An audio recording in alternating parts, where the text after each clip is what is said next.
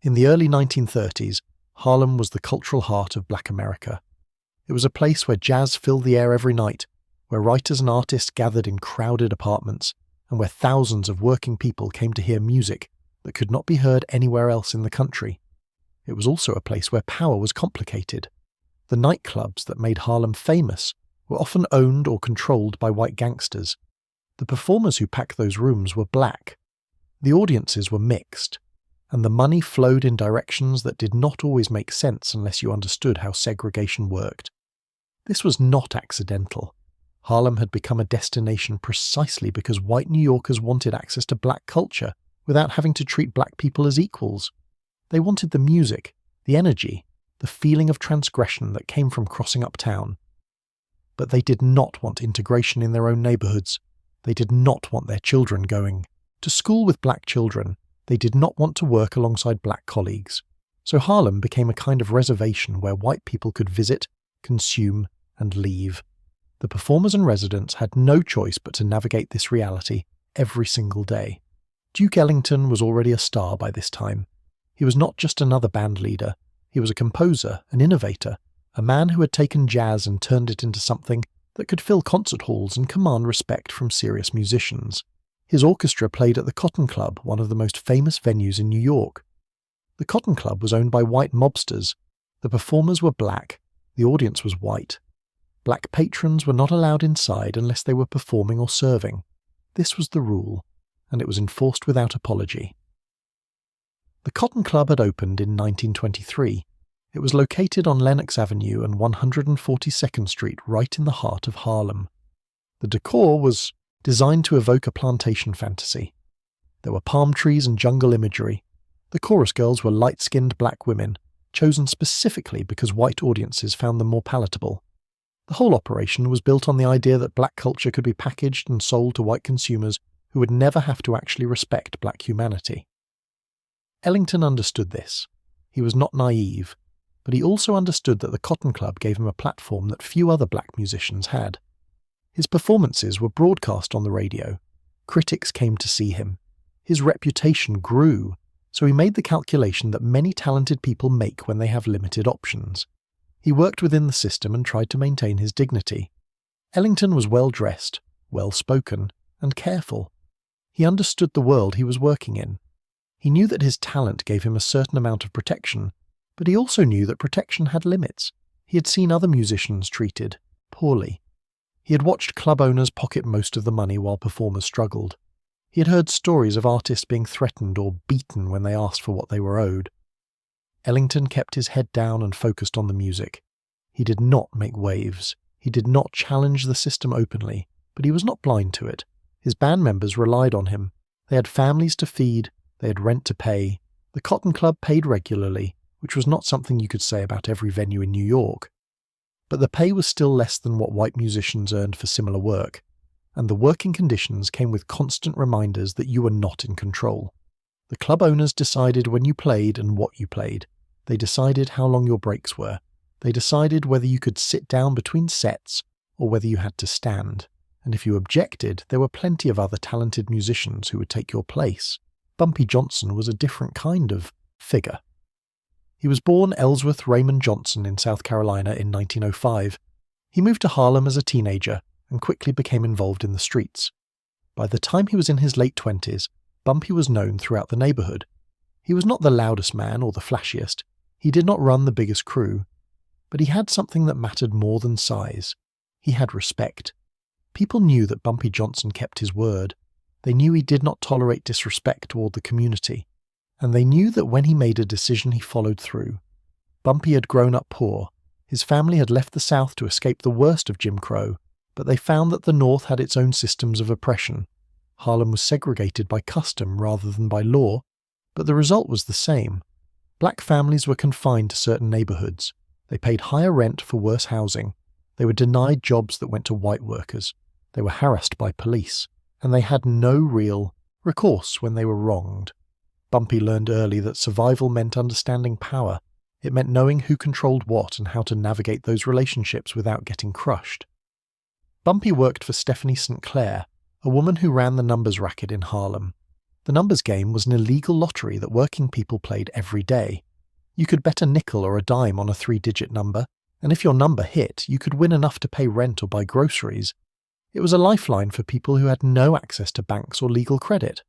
The numbers were based on the last 3 digits of the total betting handle at a racetrack, which meant the game could not be easily rigged. People trusted it more than they trusted most legal institutions. Stephanie St. Clair, known as Queenie, protected that system fiercely. She did not let white mobsters take over her territory without a fight. Bumpy Johnson was her enforcer, but he was more than muscle. He was strategic. He understood leverage. And he understood that power in Harlem was not just about money. It was about dignity. The numbers game was technically illegal, but it served a real need. Banks would not give loans to black families. Insurance companies would not sell policies in black neighborhoods. So the numbers became a form of mutual aid. Winners shared with their families and neighbors. Bankers, the people who collected bets and paid out winnings, were trusted members of the community, and the people who protected the game, like Stephanie St. Clair and Bumpy Johnson, were seen as necessary guardians in a world where the law offered no protection. The white mob families from downtown had been trying to move into Harlem for years. They saw the money being made in the nightclubs and the numbers games, and they wanted control. Some of them succeeded. The Cotton Club was theirs. Other venues were theirs. They hired black performers and paid them less than white performers would have earned. They set the rules. They decided who could enter and who could not, and they made it clear that if anyone objected, there would be consequences. The most powerful of these families was led by Dutch Schultz, a violent and ambitious gangster who wanted to take over all of the numbers operations in Harlem. He sent enforcers into the neighborhood to intimidate the independent bankers. He threatened violence against anyone who refused to work for him. Stephanie St. Clair fought back, but it was a difficult fight. The police were more likely to arrest her than to protect her. The courts were not going to side with a black woman running an illegal lottery over a white gangster with political connections. So the fight happened in the streets, with enforcers on both sides trying to establish dominance without starting an all-out war. Duke Ellington had no choice but to work within that system. He needed the exposure, he needed the money, his band needed steady work, so he played at the Cotton Club and smiled for the white audiences and made the best of a situation that was fundamentally unfair. But there were moments when the disrespect went beyond business. There were moments when it became personal. One night in the winter of 1932, a mobster walked into the Cotton Club while Ellington was performing. This man was connected to one of the downtown families. His name is not reliably recorded in the accounts that have survived, which is probably deliberate. People who told this story later did not want to identify him specifically, perhaps out of lingering fear, or perhaps because the point was not about one individual, but about the dynamic he represented. He was not the boss, but he had enough status to throw his weight around. He had been drinking. He was loud, and he decided that he wanted to make a point. The Cotton Club was packed that night. The room was full of white couples dressed in expensive clothes, drinking illegal liquor and watching one of the greatest orchestras in the world perform. The music was sophisticated. Ellington had arranged a medley that moved from swing to ballad to up-tempo dance numbers. The band was tight. Every musician knew their part. The audience was engaged. And then the mobster stood up from his table and walked toward the stage. He walked up to the bandstand in the middle of a set and demanded that Ellington play a specific song. The song he wanted was not in the set list. It was not a particularly sophisticated piece. It was the kind of request you might make at a dive bar, not at a premier nightclub. Ellington, always composed, nodded and said he would play it after the current number finished. The mobster did not like that answer. He wanted it now.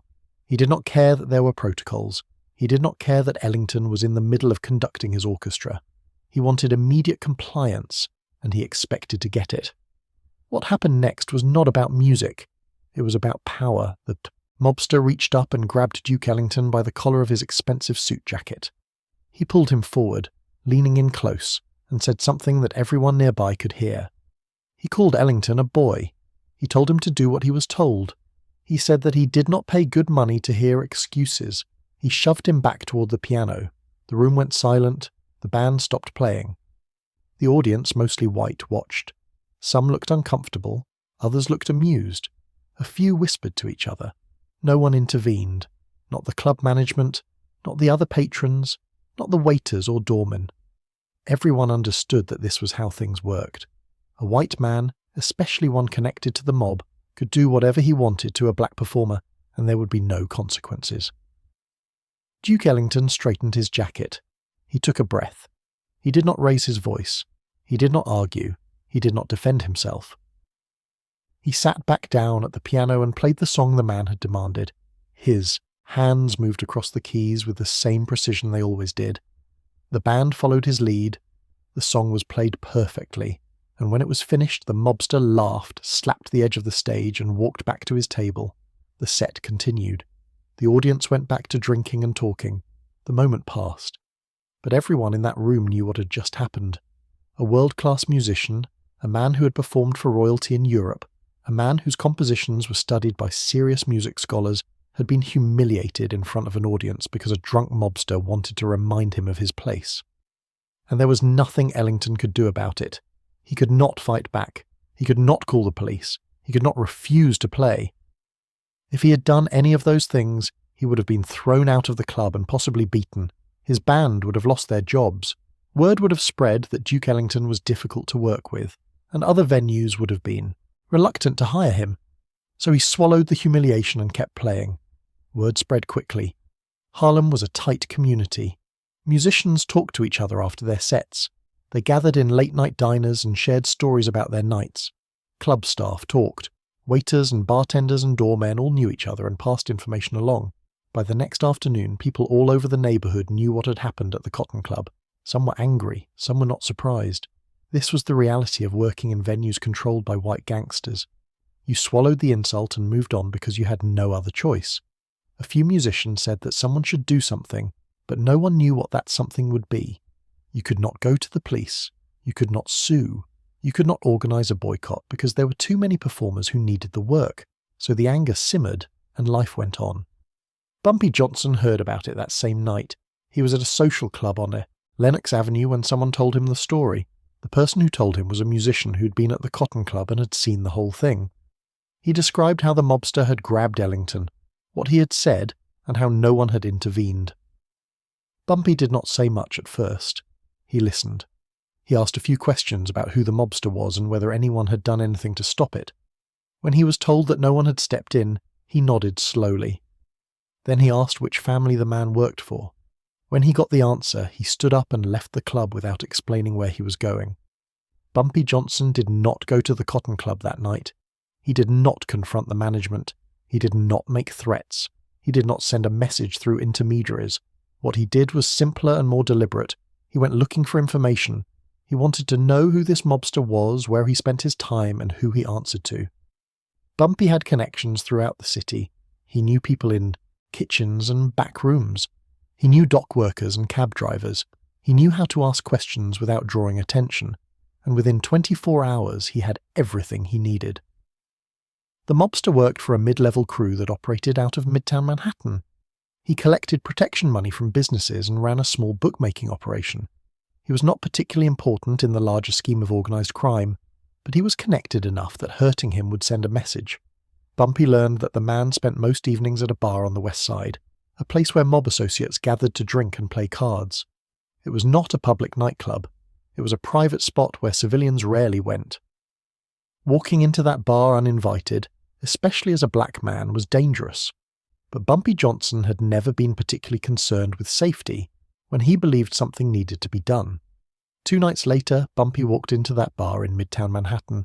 It was a cold evening in late winter. The streets were mostly empty. The bar was a narrow space with a long wooden counter and a few tables in the back. The lighting was dim. Smoke hung in the air. There were maybe 10 men inside, all of them white, all of them connected to various crews. Bumpy was dressed well. He wore a long coat and a hat. He was calm. He walked up to the bar and ordered a drink as if he had every right to be there. The bartender hesitated, then poured the drink. The room had gone quiet. Everyone was watching. The mobster who had grabbed Duke Ellington was sitting at a table in the back with 2 other men. They were playing cards. Someone at the bar recognised Bumpy and walked over to the table to tell the mobster who had just walked in. The mobster looked up. He recognised the name. He knew who Bumpy Johnson was, and he was angry that Bumpy had come into his space, into a bar where he was supposed to be safe and respected. He stood up. He told his companions to stay seated. Then he walked over to the bar. He demanded to know what Bumpy was doing there. His voice was loud enough that everyone in the room could hear. Bumpy turned to face him. He did not raise his voice. He did not lean in or square up. He simply looked at the man and let a moment of silence hang in the air.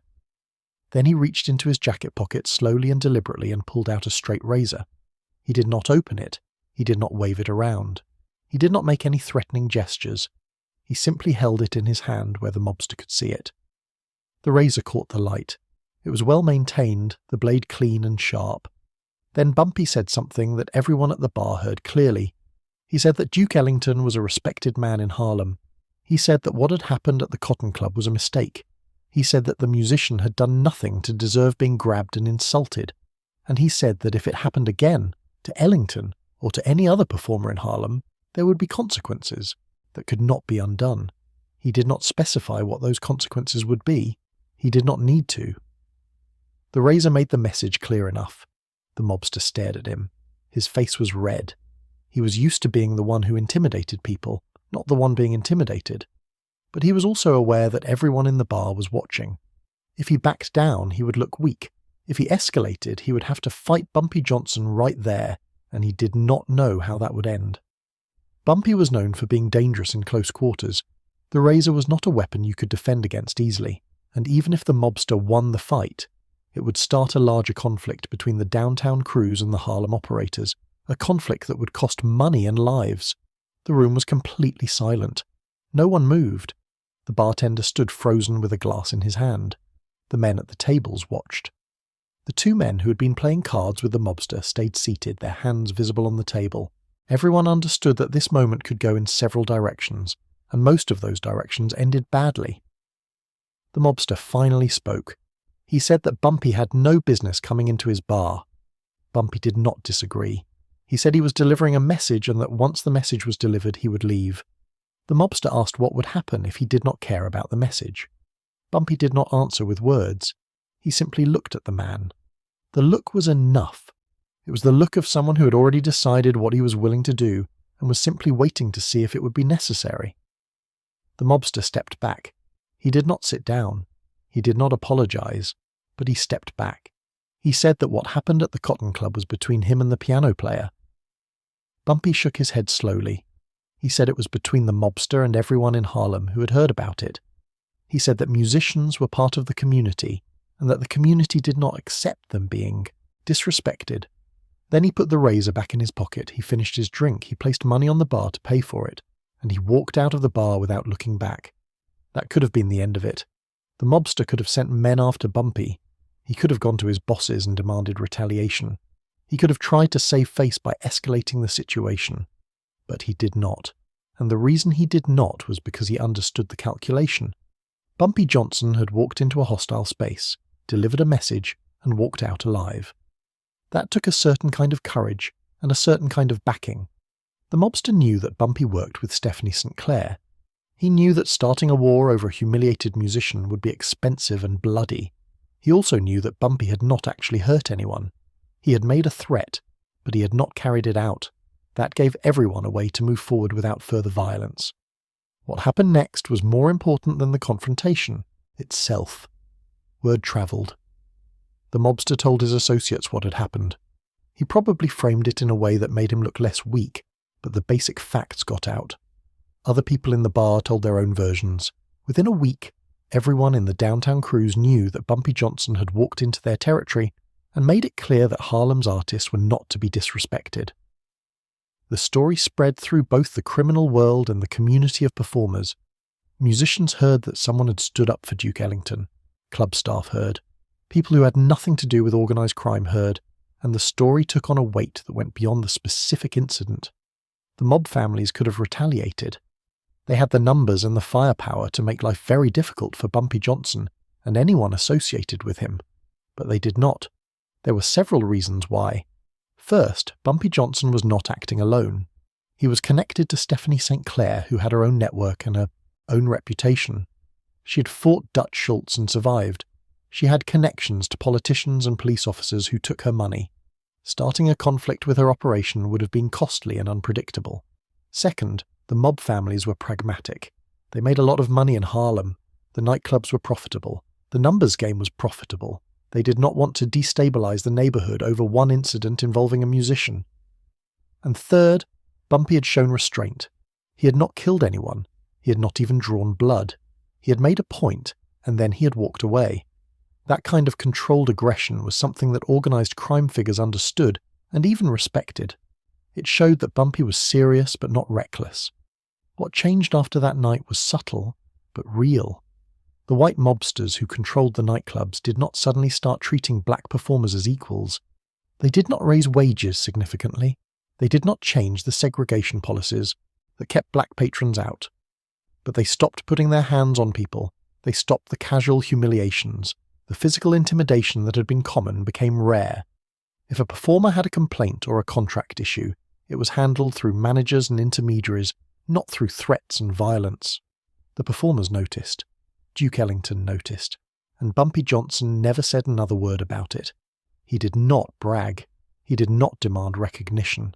He had done what he set out to do, and that was enough. Duke Ellington continued to perform at the Cotton Club for several more years. His career grew steadily. He toured internationally. He composed longer and more ambitious works.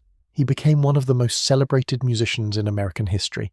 He never spoke publicly about the incident. That was not his style. Ellington was a deeply private man who avoided controversy whenever possible. He understood that his public image was part of his success, and he did not want to be seen as someone who caused problems or aired grievances. But people close to him said that he never forgot what Bumpy Johnson had done. He understood that in a world where he had no legal recourse, where he could not call the police or file a complaint or expect any institution to defend him, someone had still stood up for him. That mattered. The relationship between Bumpy Johnson and Duke Ellington after that night is not well documented. They were not friends in any public sense. They moved in different circles. Ellington spent his time with musicians and composers and wealthy patrons. Bumpy spent his time with criminals and hustlers and people trying to survive on the margins. But there was a mutual respect. Ellington understood what Bumpy had risked by walking into that bar. Bumpy understood what Ellington represented to the community. And both men understood that they were part of a larger struggle for dignity in a society that was determined to deny it. Bumpy Johnson went on to become one of the most significant figures in Harlem's underworld. He worked with and against the Italian mob families for decades. He spent time in prison multiple times. He was involved in violence on many occasions. He was shot and stabbed and betrayed by people he trusted. But through all of that, he never lost the respect of the Harlem community. People knew that Bumpy saw himself as more than just a criminal. He saw himself as a protector. He believed that the black community deserved dignity and respect, and he was willing to enforce that belief when no one else would or could. The straight razor became part of his legend. Bumpy Johnson was known for carrying one, and he was known for being skilled with it. A razor was different from a gun. It required you to be close. It required a certain kind of nerve, and it left scars that were impossible to hide. But the stories that people remembered most were not the ones where Bumpy actually used the razor. They were the ones where he simply showed it. The threat was enough. The message was clear, and the people who needed to understand that message did understand it. This moment in Harlem history matters because it shows how power actually worked in segregated America. The law did not protect black people. The courts did not care about a musician being humiliated in a nightclub. The police were more likely to arrest Bumpy Johnson for walking into a white bar than to defend Duke Ellington from assault. The official systems of justice were not designed to serve black communities. They were designed to control them. So the community created its own systems of accountability. Those systems were imperfect. They were built on violence and fear and the threat of retaliation, but they were also built on a code that valued respect and dignity in a society that denied both. Bumpy Johnson was a criminal. There is no way around that fact. He ran illegal gambling operations. He was involved in violence. He profited from activities that hurt people. He spent years in prison for his crimes, but he was also someone who understood that culture mattered. He understood that when a white mobster grabbed Duke Ellington by the collar, he was not just insulting one man, he was insulting everyone in Harlem who had to navigate a world where their humanity was constantly questioned. Bumpy did not give speeches about dignity. He did not write essays about respect. He walked into a bar with a razor and made it clear that some lines could not be crossed without consequences. Duke Ellington went on to compose some of the most beautiful music of the 20th century.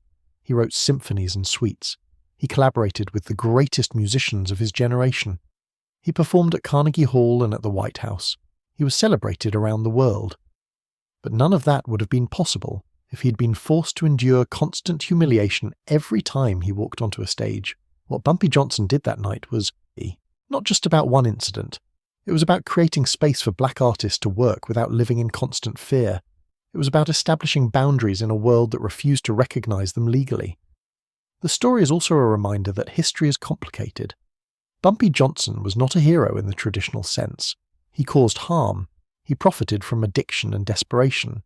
He was part of a system that exploited vulnerable people. But he was also part of a community that had no other options. In a society that denied black people legal protection, informal systems of justice emerged. Those systems were flawed and often brutal, but they were sometimes the only thing standing between dignity and complete degradation. Today we remember Duke Ellington for his music. We remember the elegance of his compositions and the sophistication of his arrangements. We remember performances that moved audiences to tears and innovations that changed how people thought about jazz.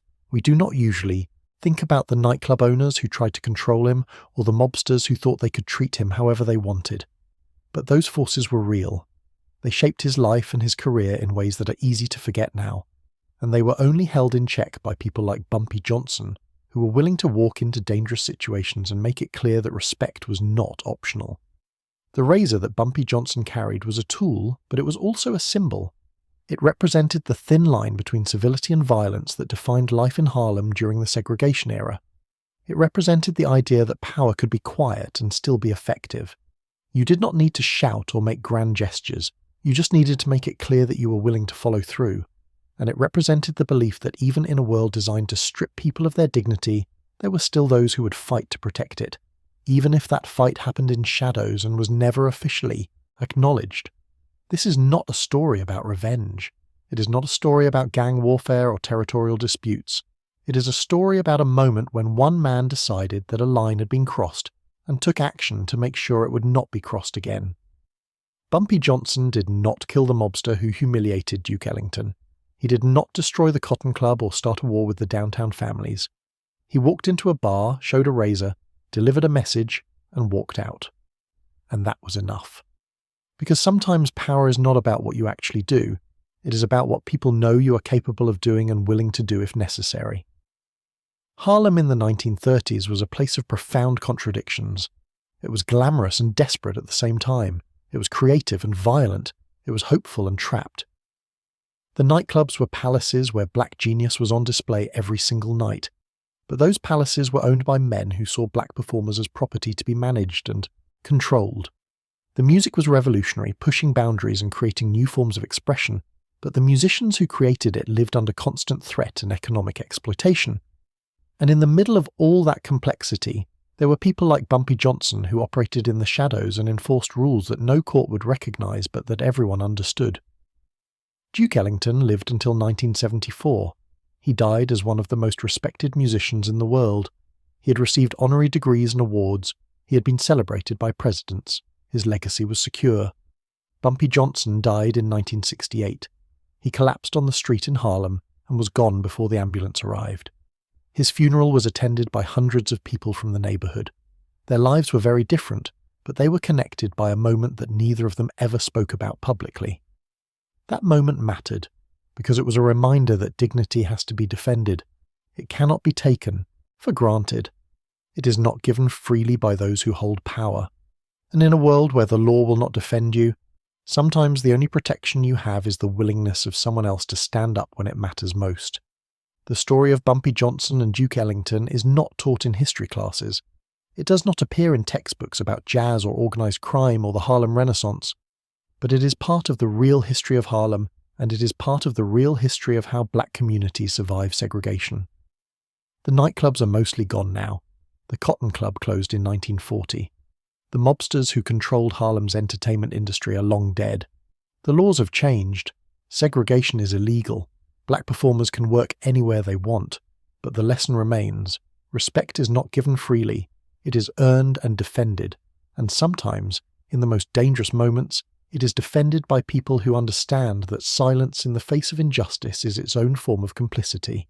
What Bumpy Johnson did that night was not legal. It was not safe. It was not something that anyone should have had to do in a just society. But it was necessary in a world that left no other options. And it worked. Duke Ellington was never humiliated like that again. Other performers were treated more carefully. The mobsters learned that there were consequences for crossing certain lines, even if those consequences came from outside the official legal system. And Harlem maintained a fragile sense of dignity in an era specifically designed to destroy it. This is the story of a razor that was never opened, a confrontation that ended without bloodshed, and a message that was understood by everyone who needed to hear it. It is a story about power and respect, about music and survival, about the complicated ways that people protect each other when the systems meant to protect them have utterly failed. It is a story that reminds us that history is made not just by kings and presidents and famous generals, but by the small, decisive actions of ordinary people who refuse to let injustice stand unchallenged, even when challenging it means risking everything.